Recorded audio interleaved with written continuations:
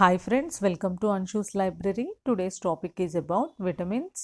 So మనం last క్లాస్లో fat soluble vitamins గురించి డిస్కస్ చేసుకున్నాము. సో టుడే ఈ క్లాస్లో మనం వాటర్ సాల్యుబుల్ విటమిన్స్ గురించి డిస్కస్ చేసుకుందాము.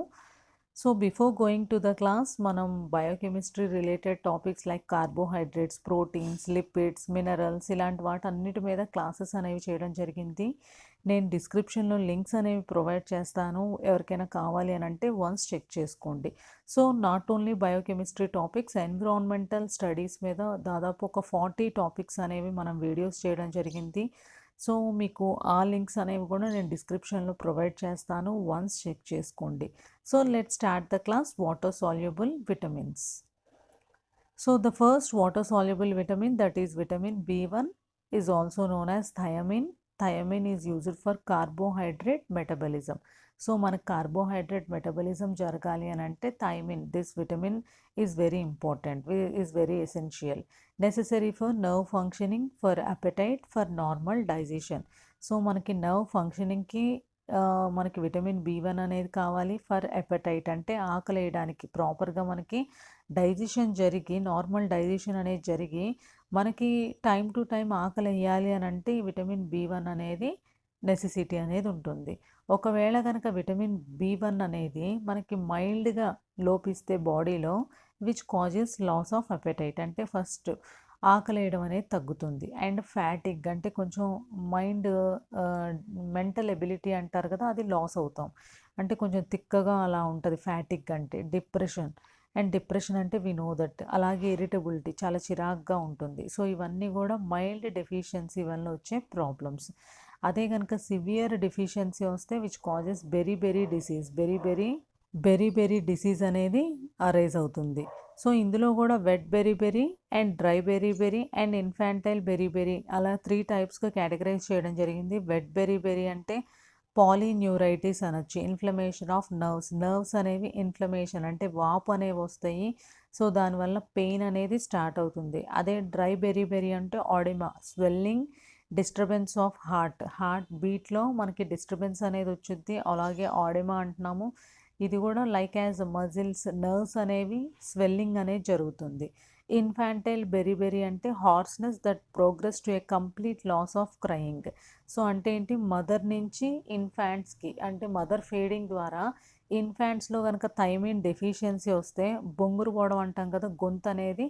సో అలాంటి హార్స్నెస్ కండిషన్ అనేది వచ్చి అండ్ కంప్లీట్గా వాళ్ళు క్రయింగ్ అనేది కంప్లీట్గా లాస్ అవుతుంది. And what are the sources? Whole cereals, pulses, oil seeds, nuts. So these are all the sources of vitamin B1, that is thiamine. And then coming to vitamin B2, that is also known as riboflavin, regulate the function of insulin. We know that insulin అనేది which control the diabetic, మనకి బాడీలో sugar లెవెల్స్ని control చేసేది insulin అనే hormone, we know that. So దాని ఫంక్షన్ని regulate చేసేది this riboflavin. And vitamin B2 is also present in retina of the eye. And FAD-FMN అనేది విచ్ సింథసైజెస్ విటమిన్ B2. FAD అంటే ఇక్కడ FDA అని పడిందండి. FAD flavin adenine dinucleotide. అలాగే FMN అంటే ఫ్లేవిన్ మోనోన్యూక్లియోటైడ్. సో ఈ రెండు కూడా విచ్ సింథసైజెస్ విటమిన్ B2.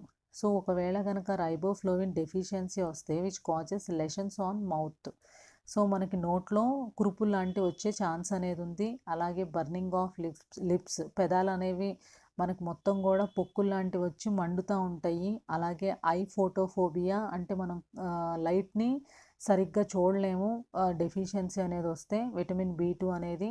అలాగే టియరింగ్, కంట్లో నుంచి నీళ్ళు అనేవి వస్తూ ఉంటాయి. అలాగే burning and itching of the ice. So ఇలాంటి కొన్ని ప్రాబ్లమ్స్ అనేవి అరైజ్ అవుతాయి. అండ్ అలాగే గ్లాసిటీస్, ద టంగ్ ఈ swollen and the colour becomes purple are red. So tongue అంటే నాలిక మొత్తం కూడా వాసినట్లుగా అయ్యి మనకి కలర్ అనేది చేంజ్ అవుతుంది, పర్పుల్ షేడ్ ఆర్ రెడ్ షేడ్లోకి నాలికంతా పోస్తే ఎలా అవుతుంది, అలాంటి కండిషన్ అనేది వచ్చింది. దాన్నే మనం గ్లాసిటీస్ అనొచ్చు. ఇవంతా కూడా రైబోఫ్లోవిన్ డెఫిషియన్సీ వల్ల అరైజ్ అయ్యే ప్రాబ్లమ్స్. అండ్ సోర్సెస్, దేని నుంచి అప్టైన్ అవుతుంది రైబోఫ్లోవిన్ అనేది? ఎగ్స్ కావచ్చు, ఎగ్ పౌడర్ కావచ్చు, స్కిమ్డ్ మిల్క్ కావచ్చు, cheese, whole cereals, leafy vegetables నుంచి మనం విటమిన్ B2ని అప్టైన్ చేసుకోవచ్చు. So this is about vitamin B2 riboflavin. And then vitamin B3 is also known as niacin or nicotinic acid. NAD and NADP coenzyme synthesizes vitamin B3. NAD అంటే nicotinamide adenine dinucleotide, NADP అంటే nicotinamide adenine dinucleotide phosphate, required for normal intestinal function. మన intestine అనేది నార్మల్గా ఫంక్షనింగ్కి మనకి ఈ niacin అనేది ఉపయోగపడుతుంది. And for skin, for functioning of nervous system, మన నర్వస్ సిస్టమ్ అనేది ప్రాపర్ ఫంక్షనింగ్ కూడా నియాసిన్ అనేది ఉపయోగపడుతుంది. ఒకవేళ అండ్ దెన్ డెఫిషియన్సీ, ఒకవేళ కనుక నియాసిన్ అనేది మన బాడీలో లోపిస్తే వచ్చే కాజెస్ ఏంటి? So first పెలాగ్రా. పెలాగ్రా అంటే డెర్మటైటిస్, అంటే చర్మ వ్యాధులు వచ్చే ఛాన్సెస్ ఉన్నాయి. డిప్రెషన్, యాంగ్జైటీ, ఇరిటబిలిటీ, ఇలాంటి కొన్ని ప్రాబ్లమ్స్ వచ్చే ఛాన్సెస్ అనేవి ఉన్నాయి. అలాగే వీటితో పాటుగా కొన్ని డిసీజెస్ లైక్ డెలీరియం అంటే సబ్ అన్కాన్షియస్ స్టేజ్. సో అంటే స్పృహ తప్పిపోవడానికి మధ్యలో, అంటే ఒక కోమా లాంటి స్టేజ్లోకి వెళ్ళి విచ్ లీడ్స్ టు డెత్, చనిపోయే ఛాన్సెస్ అనేవి కూడా ఉంటాయి. అలాగే డెమెన్షియా, మెమరీ లాస్, అంటే మనకి మెమరీ అనేది కూడా డిక్రీజ్ అయ్యే ఛాన్సెస్ అనేవి ఉన్నాయి నియాసిన్ అనేది బాడీలో లోపిస్తే. అండ్ దేని నుంచి అప్టైన్ అవుతుంది నియాసిన్ అనేది? సోర్సెస్ తీసుకున్నట్లయితే east, liver, meet, poultry, fish, milk, ఇలాంటి వాటి నుంచి మనం నియాసిన్ని అప్టైన్ చేసుకోవచ్చు. And coming to the next vitamin, that is vitamin B6 is also known as pyridoxine. There are 3 types: pyridoxine, pyridoxine, pyridoxamine. Vitamin B6 used for carbohydrate, fats and protein మెటబాలిజంకి మనకి vitamin B6 అనేది very essential విటమిన్గా మనం చెప్పుకోవచ్చు. Essential for infant growth. Babies ఎవరైతే months babies ఉన్నారో వాళ్ళ గ్రోత్కి కూడా విటమిన్ B6 అనేది very very essential vitamin. Essential for functioning and growth of nerves. మన బాడీలో నర్వ్స్ ఫంక్షనింగ్ అండ్ వాటి డెవలప్మెంట్కి కూడా విటమిన్ B6 అనేది వన్ ఆఫ్ ద ఇంపార్టెంట్ విటమిన్గా మనం చెప్పుకోవచ్చు. ఒకవేళ బాడీలో లోపిస్తే వచ్చే డెఫిషియన్సీ కాజెస్ తీసుకున్నట్లయితే డెర్మటైటిస్, చర్మ వ్యాధులు అనేవి వచ్చే ఛాన్సెస్ ఉన్నాయి.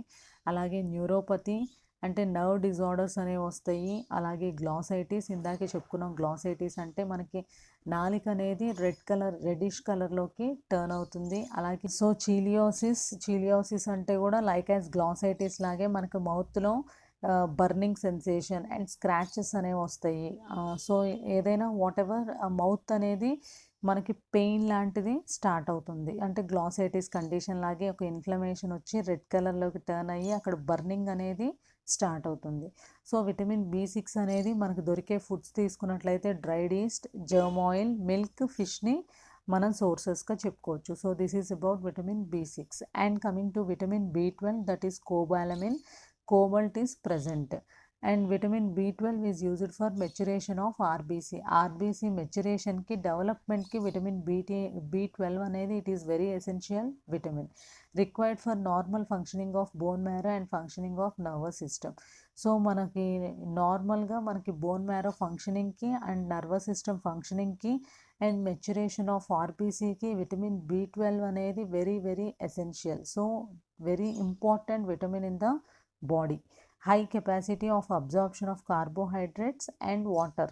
సో విటమిన్ B12కి ఎక్కువ కార్బోహైడ్రేట్ని, వాటర్ని అబ్జార్బ్ చేసుకునే గుణం అనేది కలిగి ఉంటుంది.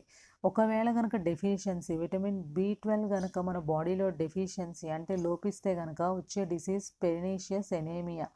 సో అంటే రక్తహీనత అంటాం కదా.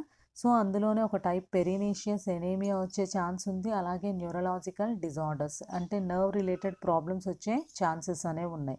సో దేని నుంచి అప్టైన్ అవుతుంది అన్నట్లయితే muscle meat, eggs, dairy products which is not found in plant food. Only మనకి యానిమల్ ప్రోడక్ట్స్ అండ్ యానిమల్స్లో మాత్రమే ఈ విటమిన్ B12 అనేది మనం obtain చేసుకోగలుగుతాము.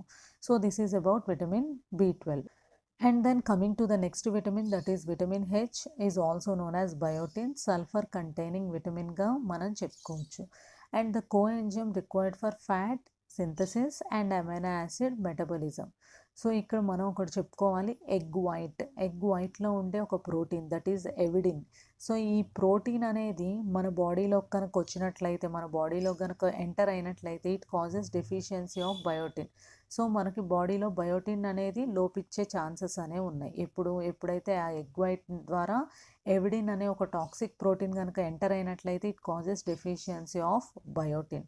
It is necessary for gestation and lactation in యానిమల్స్లో జెస్టేషన్ జరగడానికి అండ్ లాక్టేషన్ జరగడానికి యానిమల్స్లో ఈ విటమిన్ హెచ్ బయోటిన్ అనేది ఉపయోగపడుతుంది. డెఫిషియన్సీ వల్ల వచ్చే కాజెస్ ఏంటి? స్కిన్ స్కేలింగ్, అంటే స్కిన్ మీద పొలుసులు లాంటివి వస్తాయి. అలాగే డెర్మటైటిస్, చర్మ వ్యాధులు అనేవి వస్తాయి. అలాగే మజిల్ పెయిన్, అలాగే ఎనరాక్సియా, లాస్ ఆఫ్ అపటైట్ అంటే ఆకలి వేయకపోవడం. సో ఇవన్నీ కూడా డెఫిషియన్సీ, విటమిన్ హెచ్ అనేది లోపిస్తం వల్ల వచ్చే మేజర్ కాజెస్గా మనం చెప్పుకోవచ్చు. Royal jelly from honeybee is the richest source of biotin. So మనకి హనీబీస్ నుంచి వచ్చే ఏదైతే ఆ రాయల్ జెల్లీ అనేది ఉంటుందో ఆ జెల్లీలో మనకి బయోటిన్ అనేది చాలా ఎన్రిచ్డ్గా ఉంటుంది. So this is about vitamin H, biotin. And coming to the next vitamin, pantothenic acid. Hidden amino acid is alanine. Pantothenic యాసిడ్లో ఉంటే అమైనో యాసిడ్ తీసుకున్నట్లయితే alanine. It regulates the coenzyme A in small intestine, involved in metabolism of carbohydrate and fat సింథసిస్లో కూడా మనకి pantothenic acid అనేది it plays a very important role.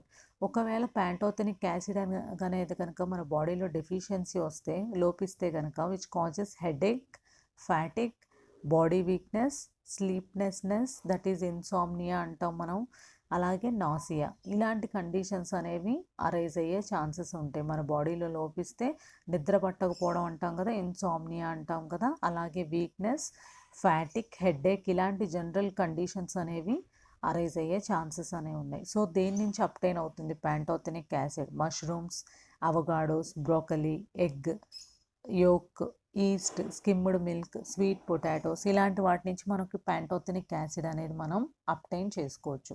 So that is about pantothenic acid. And then the next vitamin B9, that is also known as folic acid, folate or folacin. Folic acid also known as thyroid glutamic acid. It is necessary for synthesis of nucleic acid and for cell replication, for maturation of RBC.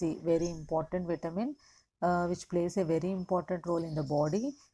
It is used for synthesis of nucleic acid and for cell replication, for maturation of RBC. మనం ఇందాక cyanocobalamin గురించి చెప్పుకున్నాము. అలాగే folic acid అనేది కూడా one of the important విటమిన్గా మనం చెప్పుకోవచ్చు. ఒకవేళ కనుక విటమిన్ B9 అనేది మన బాడీలో డెఫిషియన్సీ లోపిస్తే కనుక వచ్చే కాజెస్ ఏంటి? Megaloblastic anaemia or macrocytic anaemia mainly occur in pregnant ఉమెన్లో రక్తహీనత వచ్చే ఛాన్సెస్ అనేవి ఉన్నాయి. అలాగే other deficiency symptoms are glossitis, sore and red tongue and diarrhoea. So glossitis ఇందాకే మనం చెప్పుకున్నాం కదా, నాలికంతా కూడా మౌత్లో మనకి టంగ్ అంతా స్వాలెన్ అయిపోయి కలర్ అనేది రెడ్ ఆర్ పర్పుల్ షేడ్కి టర్న్ అవుతుంది. అలాగే డయేరియా వచ్చే ఛాన్సెస్ అనేవి కూడా ఉన్నాయి. అండ్ దేని నుంచి అప్టైన్ అవుతుంది? Dried yeast, green vegetables, mushrooms, liver, kidney, ఇలాంటి వాటి నుంచి మనకి ఫోలిక్ యాసిడ్ అనేది అప్టైన్ అవుతుంది. And then coming to the last vitamin, that is vitamin C, ascorbic acid. So water soluble vitamins lo this is the last vitamin required for carbohydrate metabolism, cholesterol metabolism ki manaki vitamin C anedi one of the important vitamin, and formation of collagen and osteoblast. So collagen tissues ane formation kuda manaki vitamin C anedi one of the essential vitamin. So it also acts as antioxidant, helps in healing of cuts and abrasions. అంటే మనకి vitamin సికి it act as a anti ఆక్సిడెంట్గా act చేస్తుంది.